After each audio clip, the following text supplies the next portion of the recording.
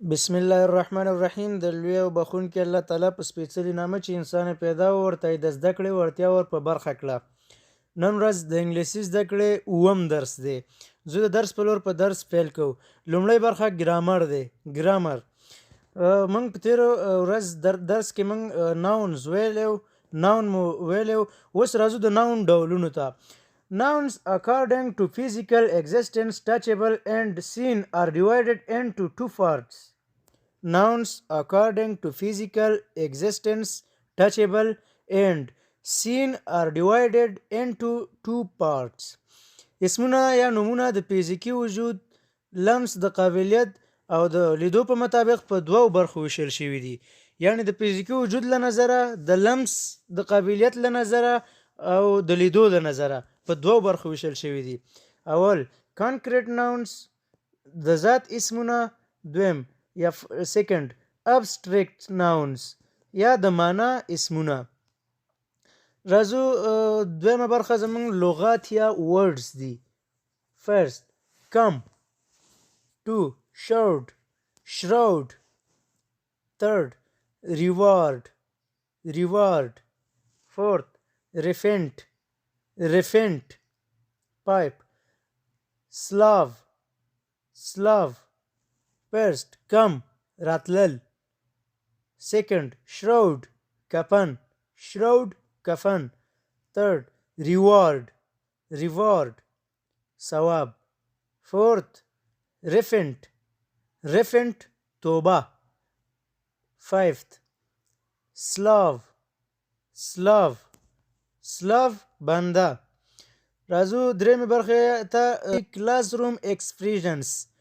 کلاس روم ایکسپریشن چې نیم یې په تېرو درسونو کې موږ لوستي او یو لس نن نور تاسو ته اورم. first I don't know، I don't know. second who is that، who is that. third I don't remember، I don't remember. fourth I don't understand، I don't understand. fifth I have a question، I have a question. six please speak slowly، please speak slowly. seventh can you repeat this، can you repeat this. eighth that is enough for today، that is enough for today. ninth see you tomorrow، see you tomorrow. 10th have a good time، have a good time. د پښتو معناوي: اول I don't know، زه نه پیژنم. دویم who is that، هغه څوک دی.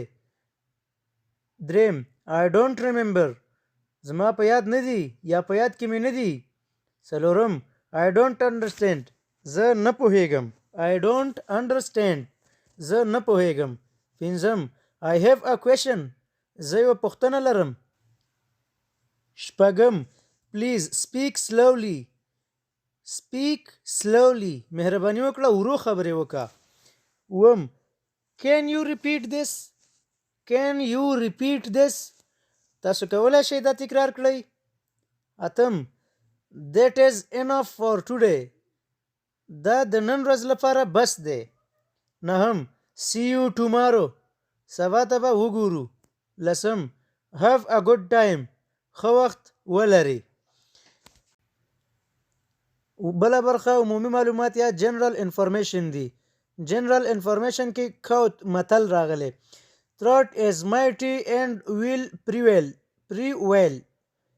thought is mighty and will prevail، prevail. رښتیا زورور او تل تر تله وي.